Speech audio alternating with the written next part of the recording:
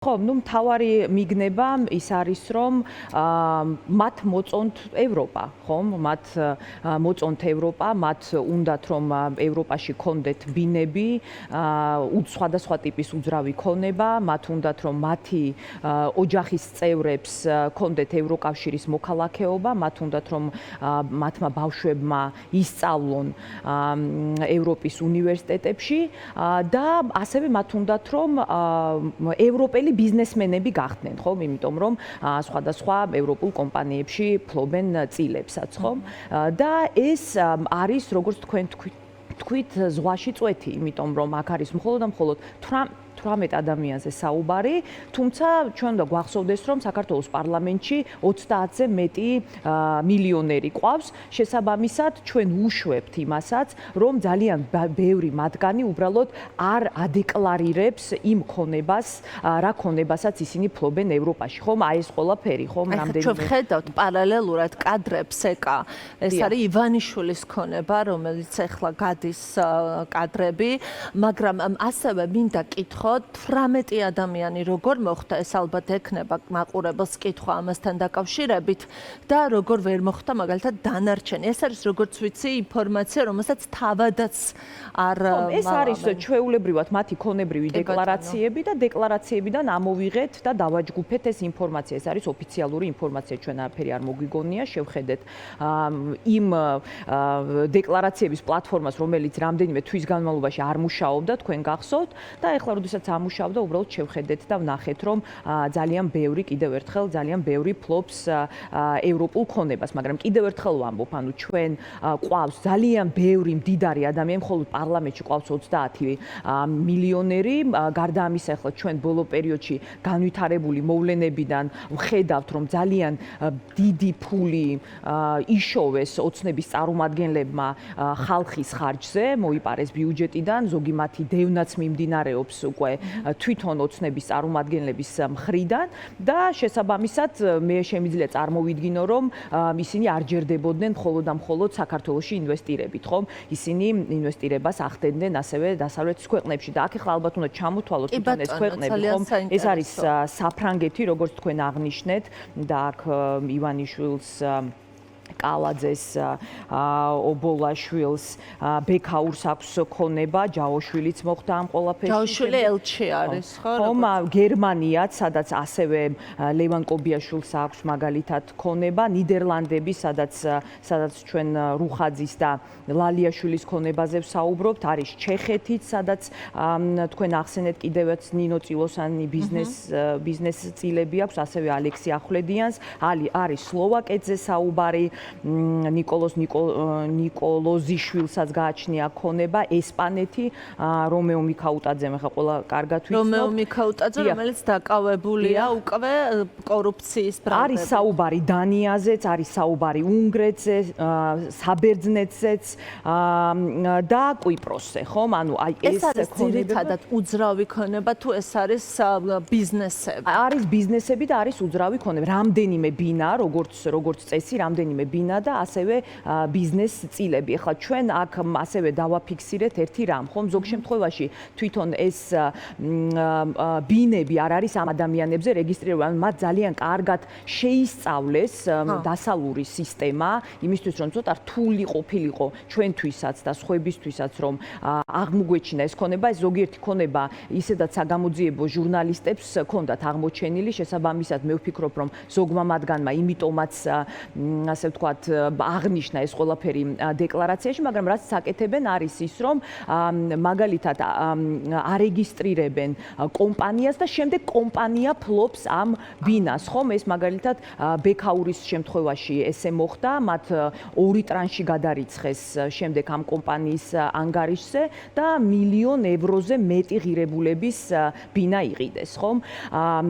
აქ არ არის საუბარი, მოდით ასე ვთქვათ, აქ ჩვენ არ შეგვისწავლეს მოსწავლია მათი ოფიციალური შემოსავალი საკმარისი იქნებოდა თუ არა ყველასი, ხო, აი ყველას შემოსავალი საკმარისი იქნებოდა თუ არა რომ პარიზში ეყიდათ ბინა, ხომ? თუმცა ეხლა ჩვენ ზოგიერთი ადამიანი ვიცით კიდევაც რომ კორუფციაში არიან ჩართულები. აქ საუბარი არის იმაზე, რომ ზუსტად ეს გააქტიურდა, რატომ გადავწყვიტეთ ზოგადად ამ კვლევის გაკეთება, რომ მათ უბრალოდ დაიწყეს ძალიან მძაფრი და აქტიური პროპაგანდა იმასთან დაკავშირებით, რომ თურმე საქართველოს მოქალაქეებს ვიზო მიმოსვლა საერთოდაც არ ჭირდებათ, ხომ? ანუ არ ჭირდებათ მათ ქართველებს არ ჭირდებათ ის რომ იარონ დასავლეთში, ისწავლონ იქ, რა ვიცი, მიიღონ განათლება, მიიღონ სამედიცინო, ასე ვთქვათ, მომსახურება, ხომ, სხვადასხვა კვალიფიკაცია და ასე შემდეგ, თურმე ეს ჩვენ არ გჭირდებათ, მაგრამ მათ ჭირდებათ, ხომ? ისინი ძალიან კარგად ფლობენ, ძალიან კარგად გრძნობენ თავს დასავლეთში და იქ უბრალოდ მოწონთ, ხომ? ეხლა თუ არ მოგწონს ეხლა ის ქვეყანა, რამდენიმე მილიონს რატო გადაიხდი ბინაში, ხომ? შესაბამისად, ეს არის ზუსტად სადაც იტყუებიან და ეს არის როგორც თქვენ აღნიშნეთ, ზუსტად ეს რუსული მეთოდი, ხომ?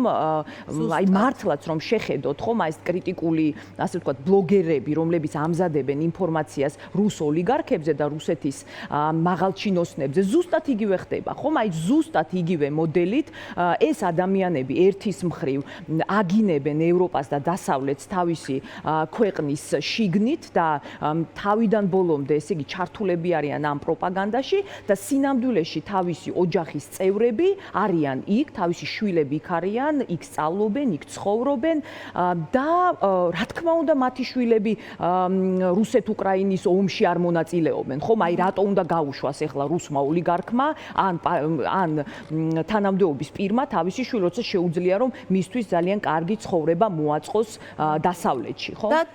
და შიდა ელექტორალურად ისინი მუდმივად და სხვათა შორის აი ამ კვლევამ, რატომაც არის ალბათ ეს კვლევა საინტერესო, მოდი ასე შევხედოთ სამი ძირითადი მიმართულება. ერთი აჩვენა რა ტიპის ქონებას, რამდენად მდიდარი ადამიანები არიან და რა ქონებას ფლობენ, ის რომ ევროპაში ფლობენ ამ ქონებას მაშინ, როდესაც ანტიდასავლური რიტორიკით არიან დაკავებულები და მესამე ასევე ძალიან მნიშვნელოვანი, ამ კვლევამ აჩვენა, რომ სანქციების შიში არ შეიძლება რო არ ქონდეთ ამ ადამიანებს, იმიტომ რომ აი ამაზე მინდა ეკა ვისაუბრო, იმიტომ რომ ჩვენ მუდმივად გვესმის საზოგადოების ნაწილისგან, ვინც რა თქმა უნდა გულშემატკივრობს ჩვენი ქვეყნის ევროპულ მომავალს, რომ რამდენად ეშინია სანქციების ქართულ ოცნებას. ხომ არ მოახერხეს მათ რაღაცა ივანიშვილზე მსმენია ქონების გადამალვა, კი ამით არის რა თქმა უნდა დაკავებული, მაგრამ შეუძლებელია აი ამ ადამიანებს ვინც მოხდა ამ კვლევაში, ვისაც აქვს 7 ოთახიანი ბინები, რომელთა შვილები სწავლობენ საზღვარგარეთ, რომელთა ბიზნესები არის საზღვარგარეთ, არ ეშინოდეთ სანქციების, ეს ჩანს. რა თქმა უნდა, ეხლა წარმოიდგინეთ, რამდენიმე მილიონი რო გაქვთ გადახდილი და უბრალოდ იქ ვერ ჩადიხართ, ხომ?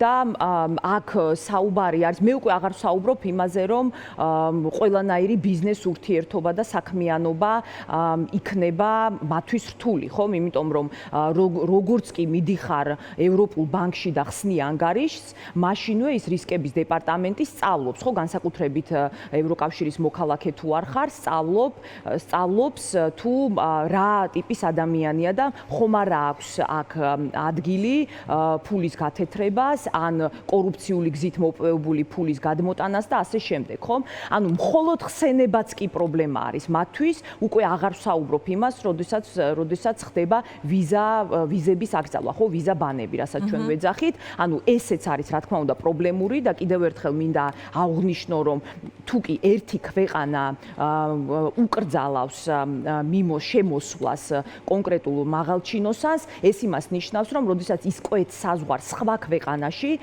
ეს ინფორმაცია ადგილობრივი მესაზღვრისთვის არის ცნობილი და ძალიან დიდი, აი 90-99%-იანი ალბათობა იმისა, რომ უბრალოდ ამ ადამიანს არ შეუშვებენ, მით უმეტეს თუ ეს ვიზების აკრძალვა მოდის უკვე ორი ქვეყნიდან. ამიტომ ბალტიისპირეთის ქვეყნები დაასანქცირებენ თუ სხვა ქვეყნები, მაგას არსებითი მნიშვნელობა არ აქვს. ეხლა, როდესაც რაც შეეხება ფინანსურ სანქციებს, ხო, ეს არის ძალიან მკაცრი სანქციები ამ შემთხვევაში.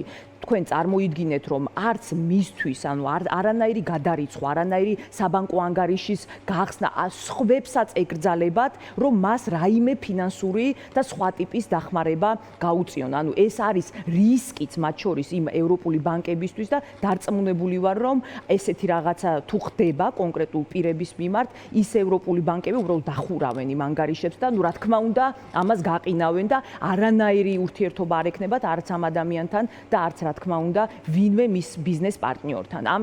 რომც ჯერთი ძალიან რთული არის თვითონ ფინანსური სანქციიდან, რომ ვინმე ანუ ამოიყვანოს სიიდან, ხომ? და ეს არ ხდება წამებასთან დაკავშირებით. თუ კი არის მაგალითად აი რუსეთის სანქციების გვერდის არიდება, ან რუსეთის სასარგებლოდ მუშაობა, ხომ? მაგ შემთხვევაში ჯერ ამ სიიდან ამოღება არის ძალიან რთული და რომც ამოიღო, მაინც რეპუტაციულად იმდენად განადგურებული არის ადამიანი, რომ არც ერთი მაღალი რეპუტაციის მქონე ადამიანი თუ კომპანია ამ პირთან არანაირ ურთიერთობას არ დაიჭერს. ამიტომ რა თქმა უნდა ისინი ამაზე ნერვიულობენ, რა თქმა უნდა მათ ეს ადარდებთ და განსაკუთრებით მათ, ვისაც აქვთ ცოდნა, ხომ? ეხლა შეიძლება იმ რიგით პოლიციელს, რომელიც ეხლა ძალიან ბევრი პოლიციელიც მოხვდა მათ შორის ბალტიისპირეთის სანქციებში, ხომ? ეს ცრუ მოწმე პოლიციელები, ხომ? შეიძლება ზოგიერთს არ კონდეს ინფორმაცია, რამდენად ასე ვთქვათ, მკაცრი არის ეს ყველაფერი და რამდენ პრობლემას შეუქმნის მათ, მაგრამ სინამდვილეში მათ ამ პრობლემას შეუქმნის და მე კიდევ ერთხელ ვამბობ, აი ახლა დღეს გახდა ცნობილი, რომ ლიეტუვამ დაასანქცირა დამატებით 10 ადამიანი. მე მინდა კიდევ ერთხელ უთხრა, რომ დაფიქრდნენ ეს მოსამართლეები და პროკურორები განსაკუთრებით, სად მიყვებიან ივანიშვილს და ამ რეჟიმს, ხომ? იმიტომ რომ მათი პატრონი და მათ აღარავინ აღარ მიხედავს, როდესაც ხელისუფლება შეიცვალა. არც ეხლა არ მიხედავს. ეხლა მეტი საქმე არა აქვთ ეხლა ამ რეჟიმის წარმომადგენლებს, რომ კიდევ აი რიგით პოლიციელებს და რიგით მოსამართლეებს და რიგით პროკურორებს განსაკუთრებული დახმარება გაუწიონ. ამიტომ მათ უნდა იფიქრონ პირველ რიგში საკუთარ ბედზე და ნუ რა თქმა უნდა იფიქრონ იმაზე თუ რას აკეთებენ, ხომ? რის გამო ხდება ეს ყველაფერი და ეს ხდება იმის გამო, რომ ეს ადამიანები უსამართლოდ უშვებენ ციხეში ჩვენ სინდისის პატიმრებს. ჩვენ ვართ ქვეყანა, ჩვენ ცხოვრობთ ისეთ რეალობაში, როდესაც ანტიკორუფციული ბიუროს შეფი შავსიაში შეყავს ლიეტუვას, თუ არ ვცდები პირველად მოხდა უკვე რაჟდენ კუპრაშვილი არის უკვე სანქცირებული და მე ზოგადად მინდა კითხოთ, რომ ჩვენ სულ უფრო მეტად ვხედავთ სანქცირებულ მოსამართლეებს და პროკურორებს, ვიდრე მაგალითად თუ პირველი ფაზა სანქცირების იყო, როდესაც აი არ ვიცი ხარება იყო იქ, გომელაური იყო, რომელსაც ისეთი სანქციები აქვს, რომ არ ვიცი სამუდამოდ გაყვება მე მგონი და თან მის დაკავებაზეც არ ვიცი ხშირად საუბრობენ კონსპირაციების თეორიებში, რომ არ შევიდეთ. ეს წარმოუდგენელია, ეს მიიღო საბოლოო ჯამში, ანუ კარგი გაფრთხილებაა იმ კონტექსტში, რომ სანქცირებული არის ადამიანი და თან ვისაც ემსახურებოდა ის ხელისუფლება დაკავებით ემუქრება, მაგრამ ფიქრობთ თუ არა, რომ აი პრაქტიკულად უკვე არსებობს როგორც ჩანს რაღაცა სია პროკურორების, მოსამართლეების, რომელსაც თავისუფლად გამოიყენებენ სხვა ევროკავშირის წევრი ქვეყნები, როგორც კი ამის საჭიროება გახდება, ამაზე ისაუბრეთ, მაგრამ არის თუ არა ეს ერთგვარი პატერნი უკვე ამის თქმა მინდა, უკვე რამდენად უმარტივებს ლიეტუვას სანქციები, სხვა ბალტიისპირეთის ქვეყნების სანქციები უკვე არ ვიცი, საქმე სხვა ევროკავშირის წევრი ქვეყნებს და რამდენად არის ტონის მიმცემი. ხო, ნუ რაღაცასი არ არსებობს, ანუ ესენი არიან ის ადამიანები, რომლებიც სინდისის პატიმრების საქმეებში არიან ჩართულები, ხომ? ეს არის საჯარო ინფორმაცია, შესაბამისად ამის გაგება შეუძლია ნებისმიერს, ხომ? თუმცა როგორც ჩანს პოლიტიკოსების დაკავებამ რაღაც ერთგვარი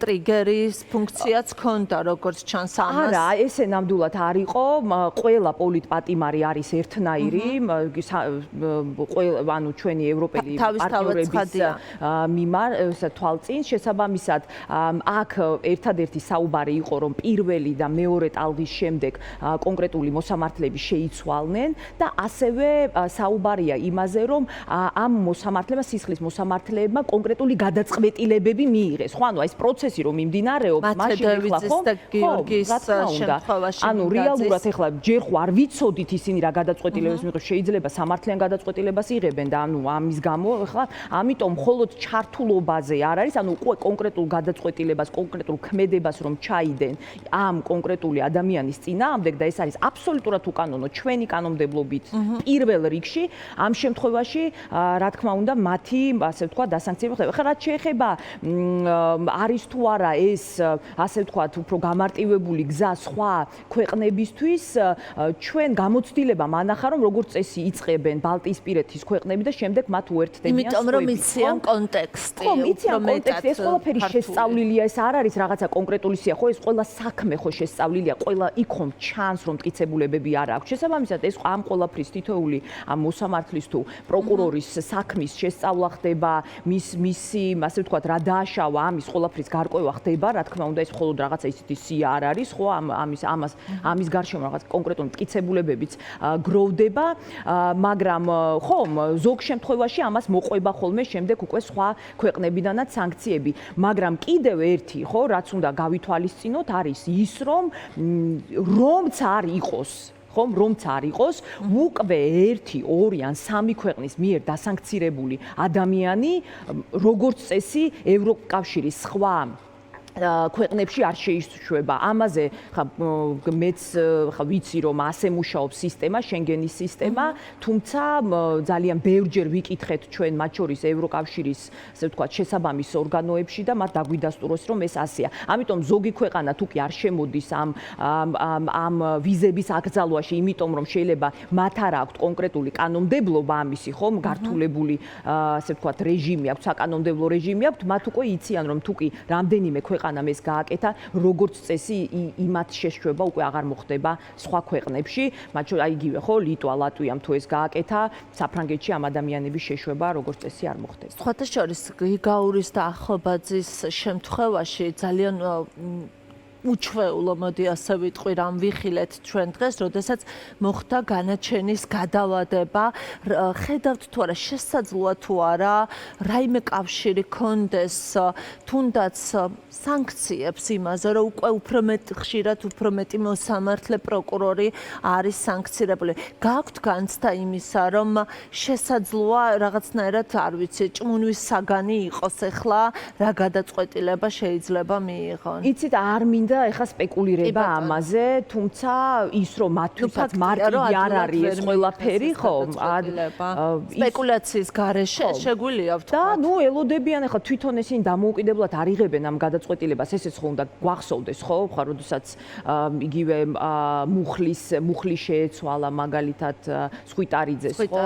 ანუ საბას, ხო? ანუ აქაც ეს ხო ყველაფერი შეთანხმებული იქნებოდა, ხო? ამიტომ ეს უნდა გვახსოვდეს, რომ ეს ყველაფერი არის პოლიტიკური პროცესი, აქ ამას არაფერი არ აქვს საერთო სამართალთან, ეს ერთი, მეორე, რა თქმა უნდა, მათთვის არის ძალიან რთული და რამდენჯერმე ჩვენ ქონდა შემთხვევა, როდესაც სისხლის მოსამართლეები შეიცვალნენ და დარწმუნებული ვარ, რომ ესე მარტივი თვითონ არ არის ამ მოსამართლეებისთვის და რაღაცა მცირე რაოდენობა საბოლოო ჯამში მოსამართლეებს, რომლებიც ამებში არიან ჩართულები, ხომ? როგორც ჩანს, ბევრის ნახვა ვერ მოხერხდა.